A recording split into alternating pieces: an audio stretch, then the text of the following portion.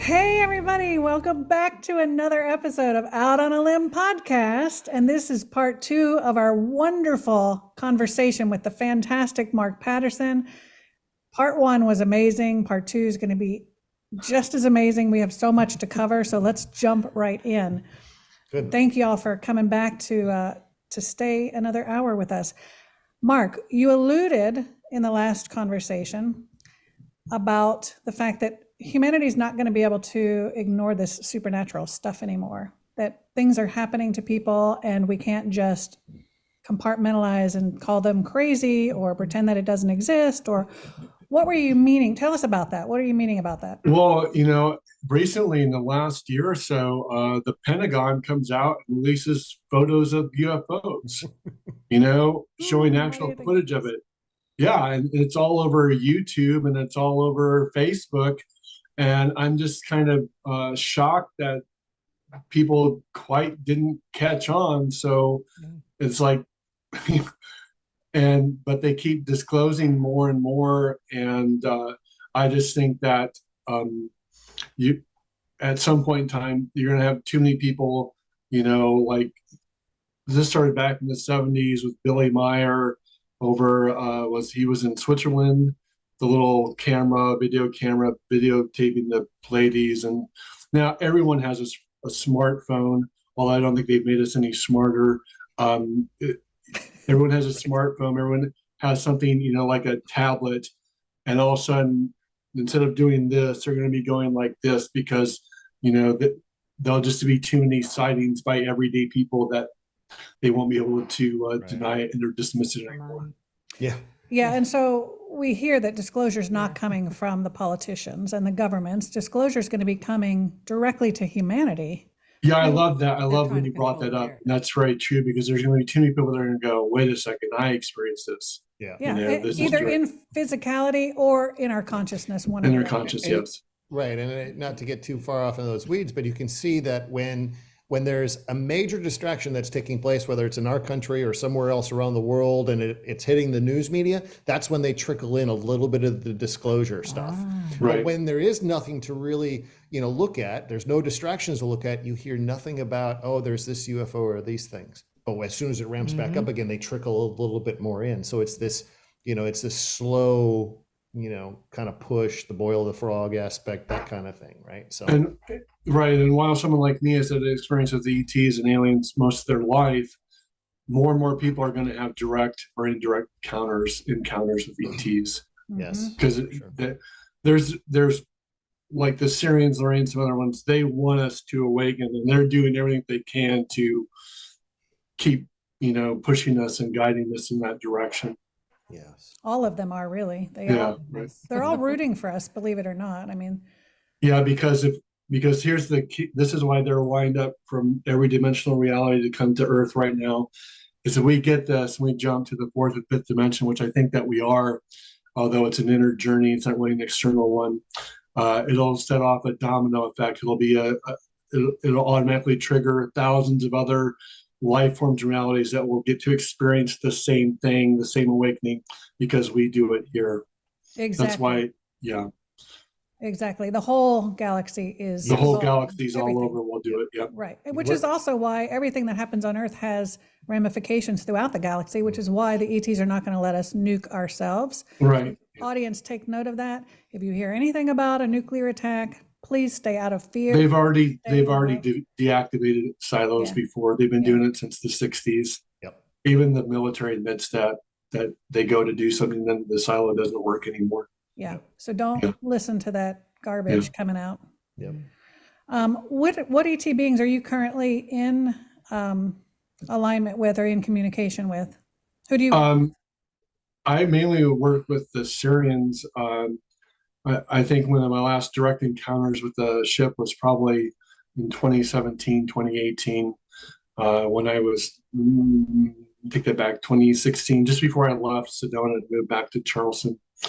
I got off work and I go outside and there's 2 couples that just had dinner at the restaurant where I was a server. And I look up and there's 2 of the orange cigar shaped ones that are like light orange. those mainly you see like over in Mexico or southern New Mexico. And when you see that light orange color, those beings are actually breathing that life into that ship, and you literally sometimes see right through them. And so the one couple over to my right, the one guy goes, no, I am not seeing this. This is not real. Cannot be happening. He goes right to the bar and goes, I have to have a drink. That's funny. That is awesome. So, love it. all right. Well, that leads me to a question, because we are going to be traveling out to Sedona this summer. We're going to take a trip out there and spend some time out in Sedona. Some advice. I mean, if we're out that way, I mean, For anybody who's for going anybody to or Sedona. for us to is there any particular spot that's hotter than any other to really kind of get in contact? I go out to Boynton Canyon. Boynton Canyon is where Enchantment Resort is, Miamo Spa. That's kind of the best place to really see them because it's very open.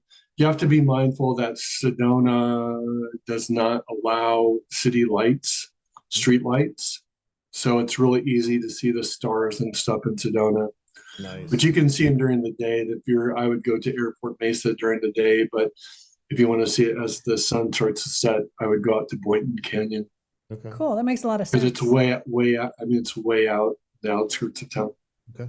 That they don't have streetlights, so it's easier to see things. Yeah. How So you beautiful. see things, you know. Cool. Fascinating. Or just drive down the road. Mm-hmm. So what's interesting is when we've asked we've had a couple of encounters and we talked about them in a previous podcast. So check that out if you haven't already, the ET one, part 1 and 2. But we have seen a little bit of stuff, but not the full on spaceship that's undeniable spaceship with the lights and the classic stereotype. And so whenever I've asked about that, they're like, well, we don't need to show ourselves to you because you already know we exist. I'm like, well, dang. Still good to see you. Right? Yeah. Well, so I that along those lines, I remember as a kid, especially like between the ages of 7, 10, 11, and I would see the ships all the time. And, I'd try, to get my mom, come out, they're here. And either she would come out and she couldn't see them, or she was like in the bathroom or something. And I've often wondered is that, they tell the story of the Native Americans. They didn't really see the settlers because there was no point of reference to what that reality was, which even validates the notion that it's going to happen from within rather than more externally. Because I think that I know a lot of people say that they would love to see an ET or a gray. I think most people would freeze in their pants if they saw what, Yeah. right? That's exactly right. So when we first met Will's Zeta, his parallel life, and we were talking to him, and I said, I really want to see you. I'd like to see you in person. He goes, I don't think you're ready for that. You'd be Right, scared. Yeah. I said, even if you come and you're emanating love, they said, you're really not ready for that. Yeah. Yeah. Which is why we're actively creating this contact group here in Charleston about being the liaisons. We are going to be the liaisons between humanity and the ETs. And so if that's the case, we're eventually going to need to see them in physicality before regular Right. humanity does, or otherwise we're going to shit our pants at the same time humanity does, right? That's right. So why wouldn't we see them? So we're working on that in a collaboration with the Lyrans primarily.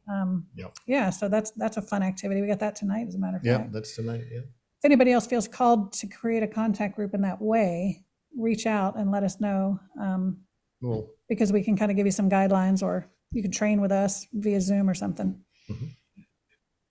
Yeah. So do you know that you have a parallel life as a Syrian, or just a multidimensional aspect as a Syrian, or?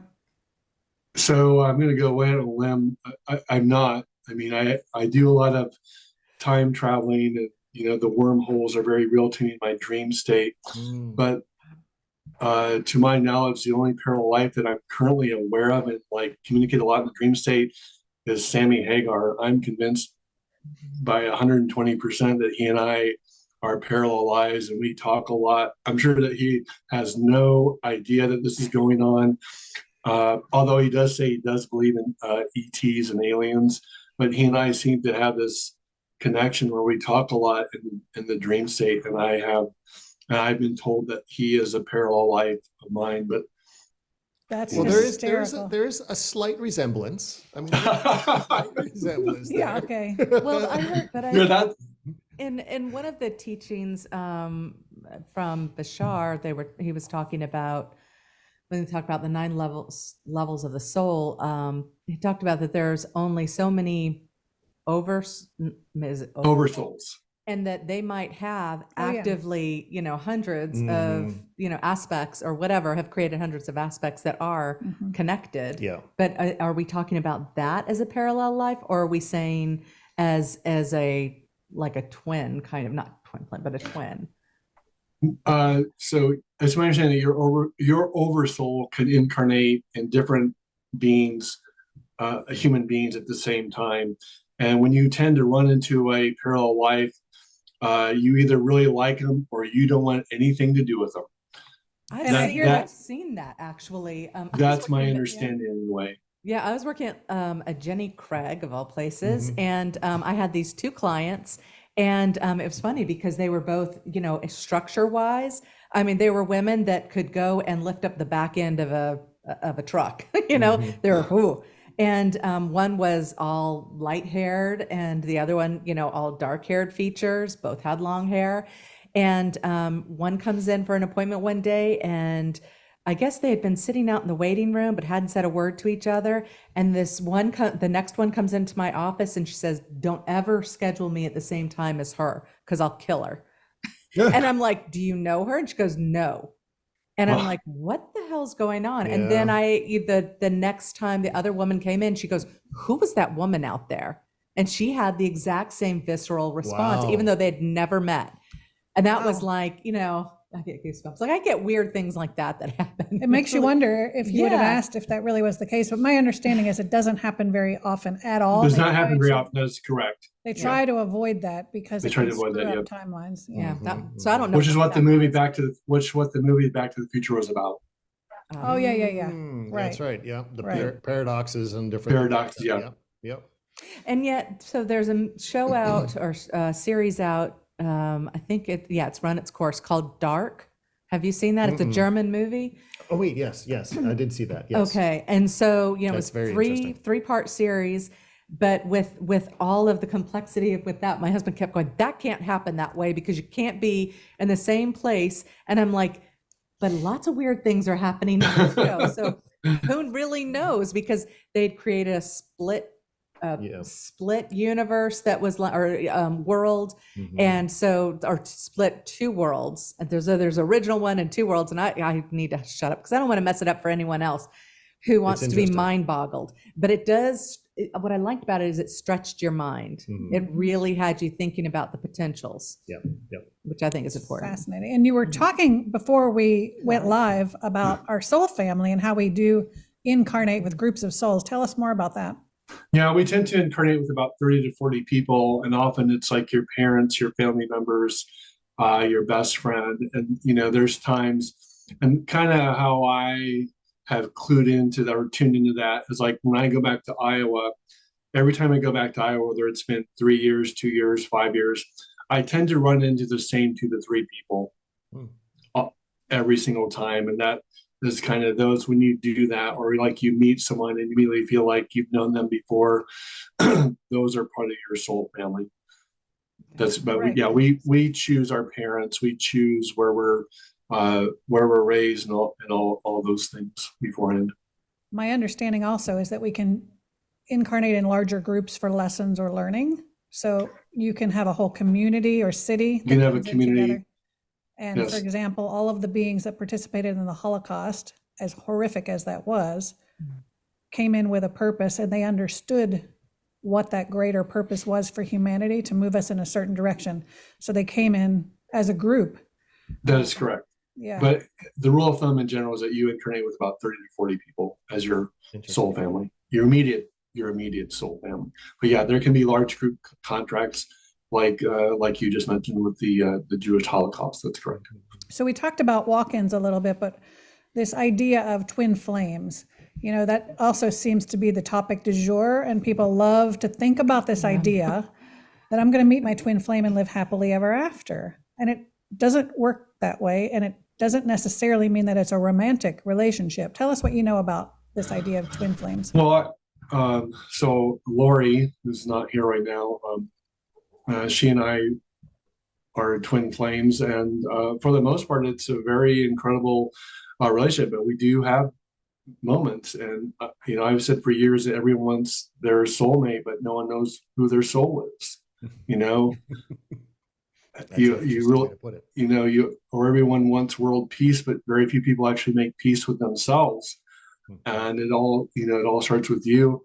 And I think that twin flames usually come together for a purpose, to trigger each other, to awaken each other, so that they follow that same path. And there's if you're into astrology, there's an application called the Pattern, and it's hands down the most accurate, detailed, interactive astrological application I've ever used in my life. And when we ran the bond between Lori and I, it was the best possible scenario for relationships. Oh, that's beautiful. We Amazing. just recently had the pleasure of meeting her. Yeah. Oh, So wonderful. when you see her again, tell her we said hello. I will. That's fantastic. Yeah. And so there is a difference between having a soulmate where you incarnate over and over and play different roles, and oftentimes that's for balance. But when it's a twin flame, it is one soul that has divided into two, so you are the same aspect. You're the same aspect. That's Yes. correct. And so Yes. that's quite different. It's not Right. polarity and balanced. You're the same thing. And that's why sometimes when you come together, you can really trigger each other. Right. Doesn't mean Yes. it's going to be harmonious. Right. And then also my understanding is when that splits like that, you do seek each other out lifetime after lifetime, and you try to reunite. You reunite. Yes, that's correct. That's a concept from Plato. And then sometimes with parallel lives, a lot of times we're sort of tuning in. We can tune into our parallel life and draw upon their experience or their information. And so sometimes if you feel drawn to go to Hawaii, for example, or wherever you feel this urge to go, it could be because your parallel life is there and it's sort of calling to you. Right. And Yeah. like we've discussed in one of the previous episodes with the ETs and my parallel life with as a gray, that's something I didn't understand until my awakening and through the channeling process of that connection. But I always had a sense of ETs, and I was deathly afraid of them. Didn't understand why, but I was always deathly afraid of him until I actually was introduced to him during that channeling process. But then I basically grew a relationship with him, understanding that's where all of my technical information comes from. It's Right. right. Yeah. It's where I get my technical downloads from. I don't need a manual. I don't need drawings. That they get implanted in me. I see it. Right. Right? You just know stuff. Yeah, exactly. Just know it beyond, just general information. I mean, know it to a very Drink wine and know deep things. thing. Well, one of the interesting experiences, and I think I went into it during that episode too, is during some of my channeling episodes through having the Zeta come through me, generally he comes through just with his energy and I channel his energy. There was a point at which he actually, I'll say embodied over me, overlaid on me, and I could witness through his face the channeling aspect, and it was very unsettling, just like we said, if an ET Right. plopped down right here in the middle of the floor, we'd there's human issues to deal with, right? Yeah. Well, here Clean up on aisle 9. exactly. Here I'm looking through the face of this gray, and while I'm in trance, and I typically don't remember anything, but I came out of that trance remembering that, and I asked Alice, I said, don't call him in for a while because I need to adjust to this.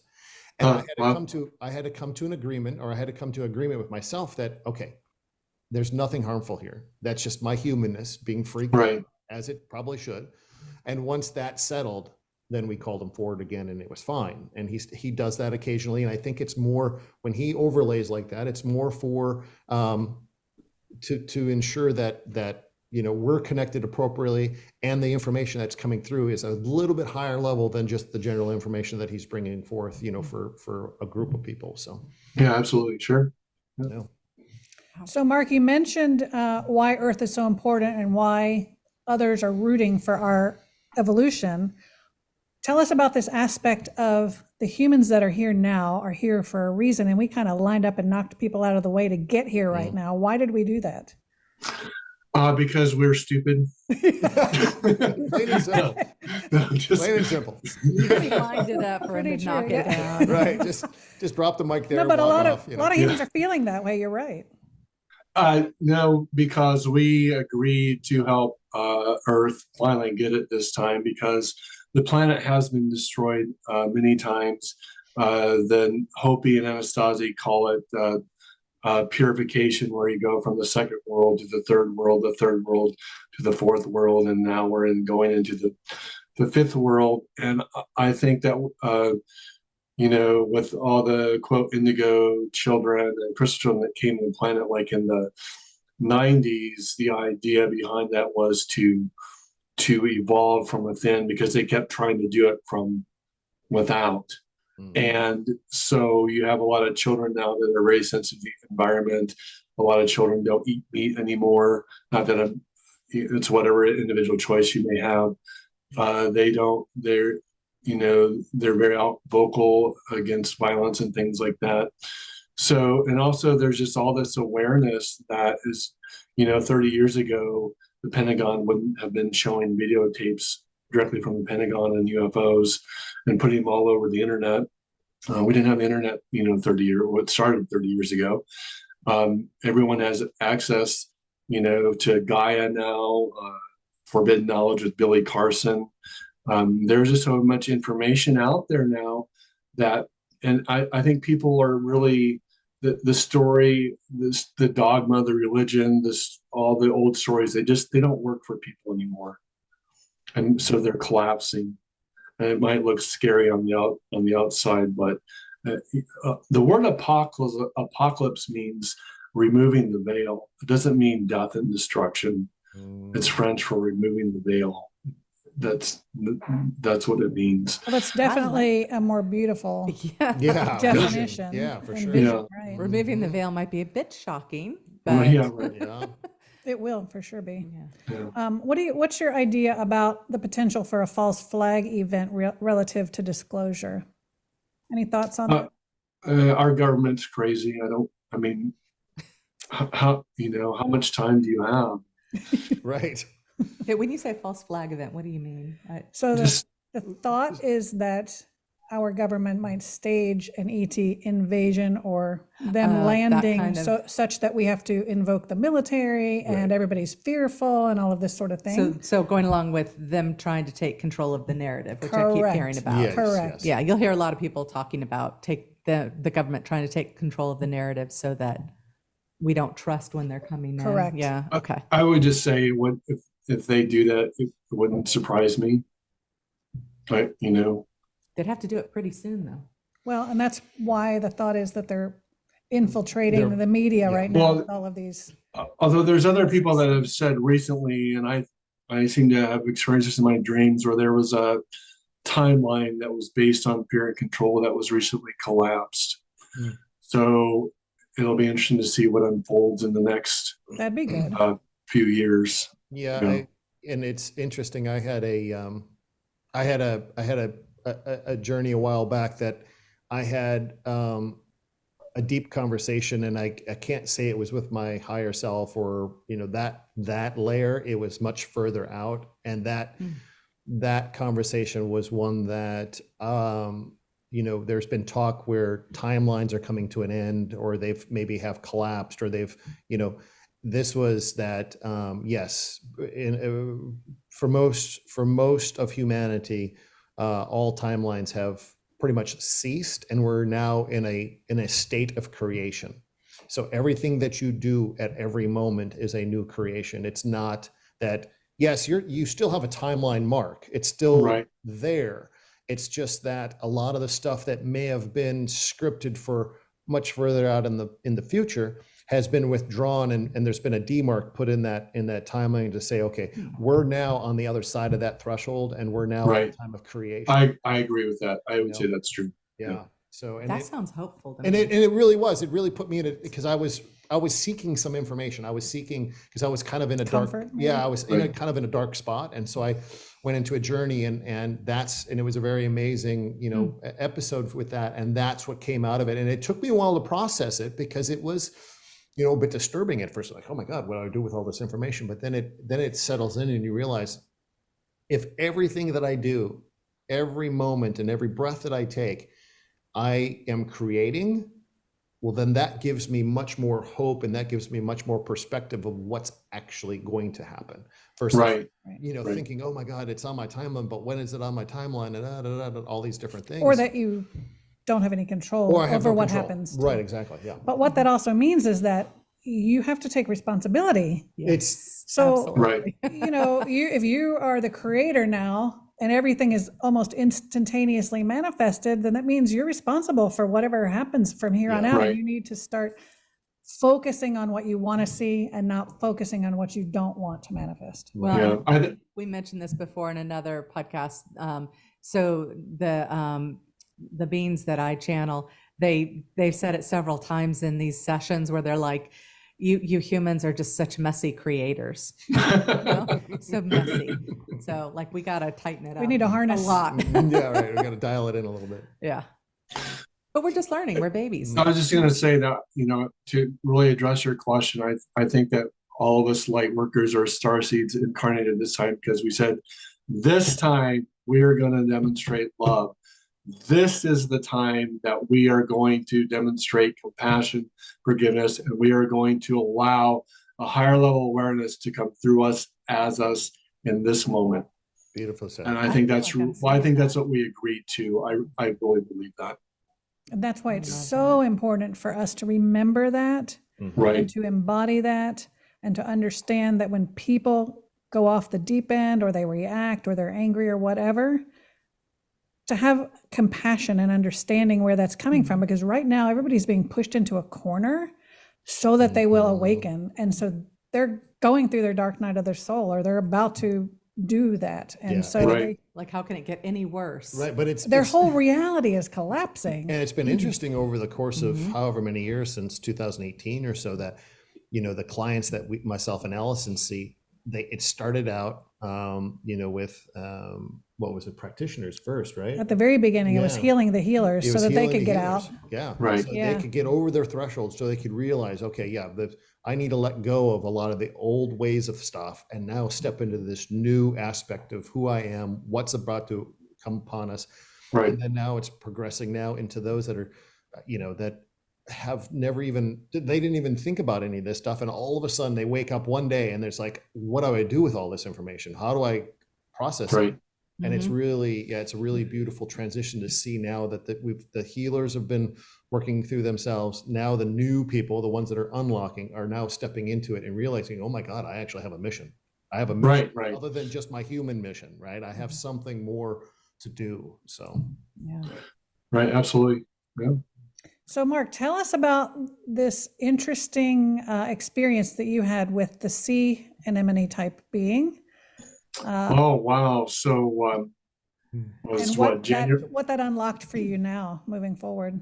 So January, it was just been January 31st, 31st. I had a dream where I was literally taken underneath into the sea.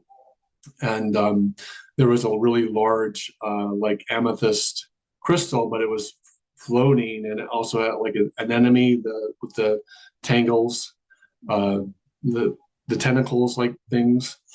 And so it was interacting with me, but like at first there was like this real hesitancy on both sides. Like, are you going to harm me?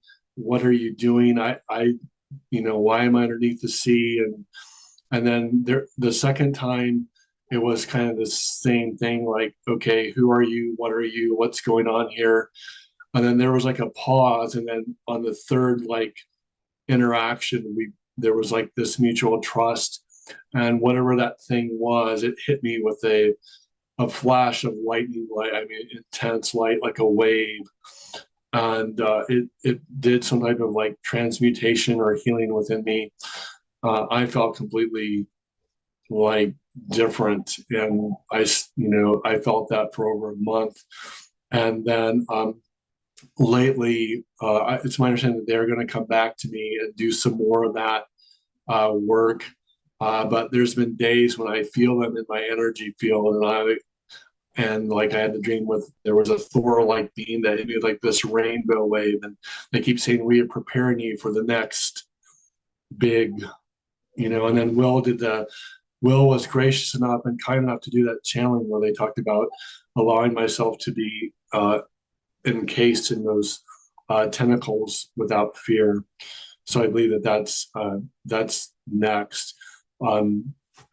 Yeah, that was a beautiful, powerful follow-up Oh yeah. during that bliss gathering that we had. But just to go back to about you guys call the collective, but there is a collective consciousness. And like with me talking about activating the grids, and then Maria think she was on a podcast talking about activating the grid. So this is what happens. You get a handful of people talking about doing something, and all of a sudden, all over the planet at the same time, everyone gets those same ideas. And that's when change occurs. It's like there were people that were talking about theories of relativity 30 years before Einstein did. There's a thing in psychology called the zeitgeist. The energy of the planet, the energy of the consciousness has to be ready to accept those ideas before they take hold. And what we're seeing for the first time in the history of the planet is we are ready, the society, the collective is ready to take on these ideas of ETs, angels, UFOs, parallel. The guy that just won the Nobel Prize, he won the Nobel Prize for showing entanglement, that everything is interconnected. So all these ideas of string theory, they're here, they're now, because society is finally ready to embrace these ideas, and that gets into the collective, and all of a sudden, boom, boom, boom, the 100 monkey thing, and all of a sudden everyone gets it, and it becomes a reality. And it's interesting you say that, because I just had that conversation with Allison before starting the podcast earlier today, because we were doing we had about a 3-hour session this morning with 6 individuals that we know, and it was a collective moment of in unison coming together consciously to listen to a recording of a session and placing ourselves within that session as one, and then coming out the other side and discussing that. And I came away with this realization that this is where we're moving. It is this collective conscious community. We talk about it. We talk about a collective conscious community over and over again, but do we ever do anything with it? But when you actually have those experiences where you come together as a group and you have a unison experience, a uniting experience that everyone has at least a little taste of the same thing together, it opens up an entire realm Magic of happens. magic. Right. Exactly. Yeah. So, Which also reminds me of a book called Big Magic, I believe it's called, and I think it was Elizabeth Gilbert. Is that correct? That was so profound for me, how these ideas float around in the quantum web and they drop in at certain times. And like you were talking about, the zeitgeist, certain inventions, people on opposite sides of the planet come up with those same inventions at the same time, because the idea is pulled down from the quantum web when we're ready. Same thing she was saying in that book about ideas for books, for example. Ideas come in, and if she doesn't pick up on it or move fast enough, somebody else will write the exact same book. Yeah, it is amazing. Yep. So go I have ahead. a question. Just because I'm sitting here, we're talking about all this fascinating stuff that we could go on forever about, and I'm like, did we ever talk about what you actually do? Good. That was another good question. Are you seeing clients actively? And if so, how are you in service to them? What do you do? That's that psychic stuff right there. Yeah. All right. So my background is I trained with Dick Sutton back in 90 or 91 in Sedona to learn how to do past life regression, hypnosis. So I've been doing that. But the main thing I do and what I'm known for is the sound healing, the sound therapy, and do clients with sound healing, because it's so profound. And I know that you use your voice. Do you also use any instrumentation at all? I do. I have bowls. I used to have a full set when I was in Sedona. I only have a few bowls now. But I do use my voice a lot for the vocal toning. Yeah. And so on your website, which is mark-patterson.com, can clients reach you that way? Yeah, sure. And do you do them remotely or only in person? No, I can do hypnosis, past life regression via Zoom or via the internet or but sound sessions have to be done in person because the difference is night and day. You know, there's just there's the effect is so greater in person. For sure, for sure. That being said, would you be able to give us a tone sample type, even though it's not going to do it justice over Zoom? Yeah. Do we have a time for me to talk a little bit about sound healing? Yes, Few minutes? please. For sure, Yes, please. Yeah. All right. So the word universe is one song. The word person is Greek for through sound. It is said by the Hopi legend that grandmother Spider Woman sung the web of existence of the universe into place. According to both Hopi and Anasazi legends, the elders would sing to crops that would produce kernels of corn the size of most men's thumbs. They would sing to increase. And the book Celestine Prophecy, James Redfield talks about singing to plants to heal them. So if you want to really understand why sound and frequency are so important to humanity and to individuals, is there was a gentleman, Dan Carlson, he's in Wisconsin. He's a farmer, and his wife had some type of cancer back in the late 50s, early 60s. And he got a hold of Rife Technology. Rife Technology's idea of running sound waves. Like if you have a tumor, the tumor is like a dense vibration. Everything is energy, right? So what do doctors use to break up gallstones and kidney stones? Ultrasound, yeah. Sound waves. So if you run right sound waves through a tumor, you can theorize that you could break it up with sound and frequency. Greg Braden on one of his videos shows Chinese healers using Qigong and sound waves to break up a golf ball sized tumor. This is a live video. Yes, I've seen They that. break it up in 3 minutes. Dr. Matsudo, Messages from the Water, I think I'm saying this, Emoto Matsura. Emoto? Mhm. Yeah. So he did Messages from the Water, showing that everything is based on geometric patterns and sound.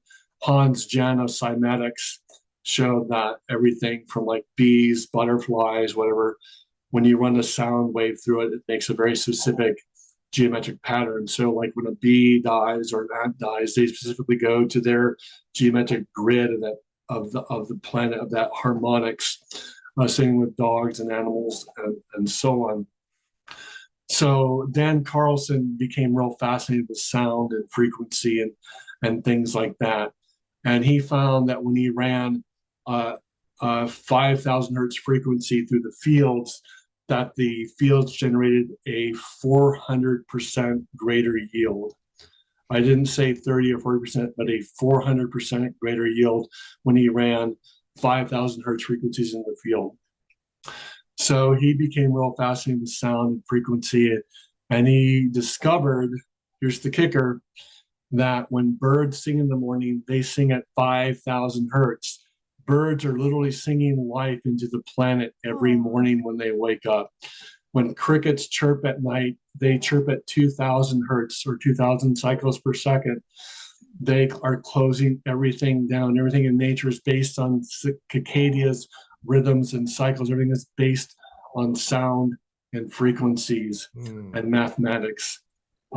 So that is why sound is so important. You cannot grow without the sound of a mother's voice. It's called Noam Chomsky discovered that all mothers, whether they're in Russia, Ukraine, the United States, Italy, they all speak in motherese, that real, that real hype. Right. That is essential to a child's growth. That's how their nerves and neurons and brains develop, is through sound and hearing that heartbeat of the mother. It is so important for those sounds and frequencies to be heard by that child.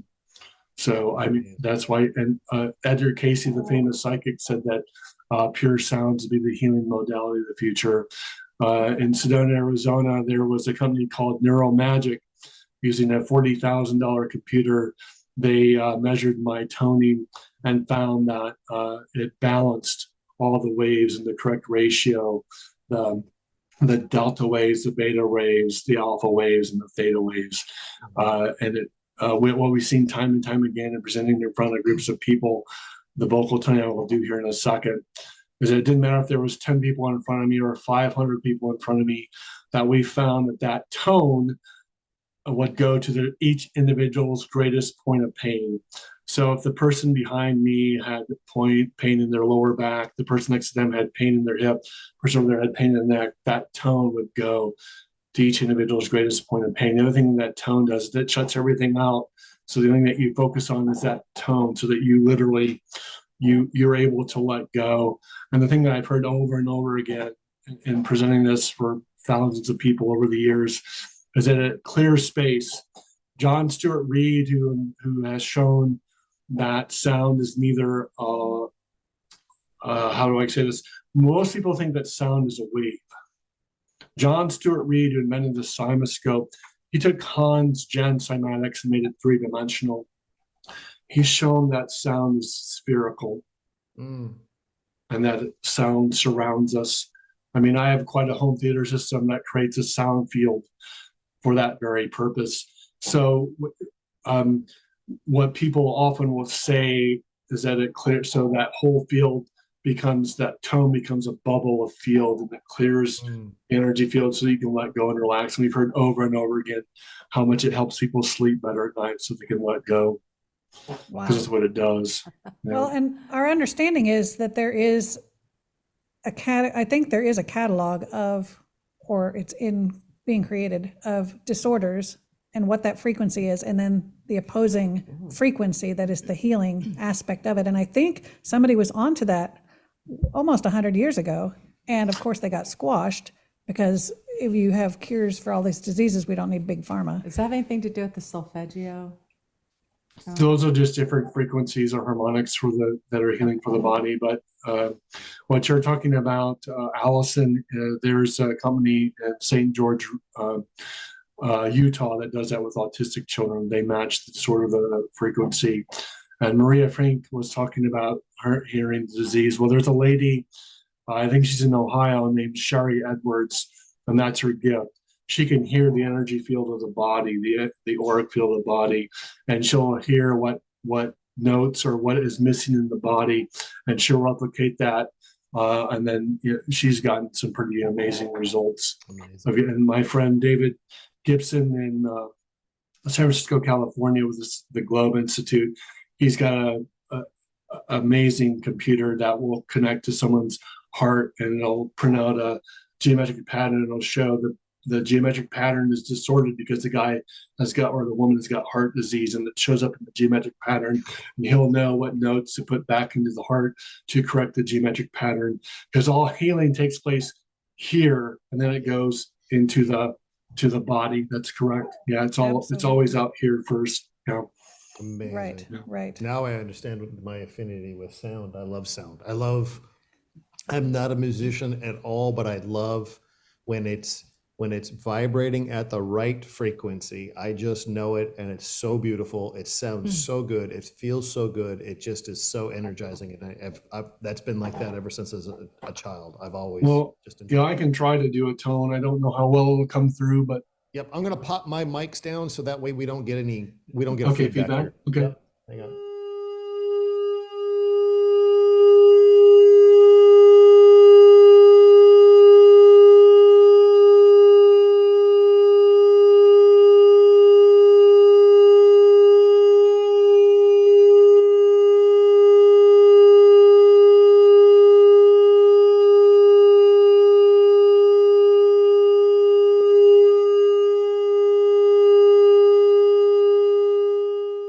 Yeah.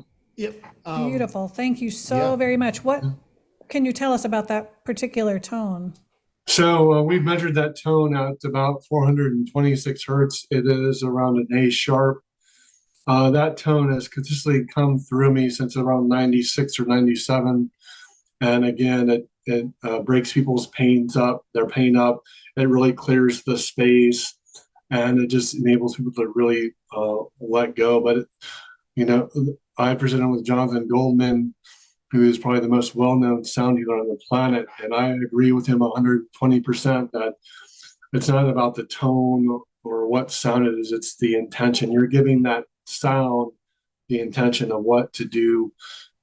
It's my intention with the sound, not that, because like the Bible says, in the beginning was the Word, in the beginning was sound. All the creation stories say that creation begins with sound. Yes, Yes. and The that's word. exactly what they talk about in my book. Is it was created by frequency. All right. Well, Mark, it has been such a pleasure. Thank you No, so thank you. much for gracing us with your time. I mean, we could go on and on. All of the topics Yes. Yeah. are fascinating, and Definitely your might have to have Mark back for sure. yeah, your gifts are beautiful. And Oh, if thank you. anyone is in the Asheville area and wants some sound healing, definitely hit Mark up. And if you want a PLR or hypnosis session, contact him as well. He can do those remotely. Mark-Patterson.com. Any other contact information you want to give? That has all my information, mark-patterson.com.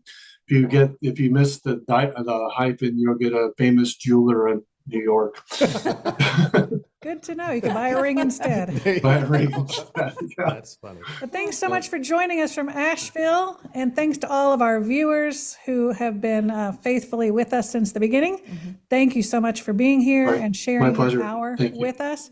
Like and subscribe. Share this if you found it compelling and helpful to others. Yeah. And we will see you next time. Thanks, Right. guys. Bye. Bye now. Bye-bye. Bye now. Thank you. Thank you so much.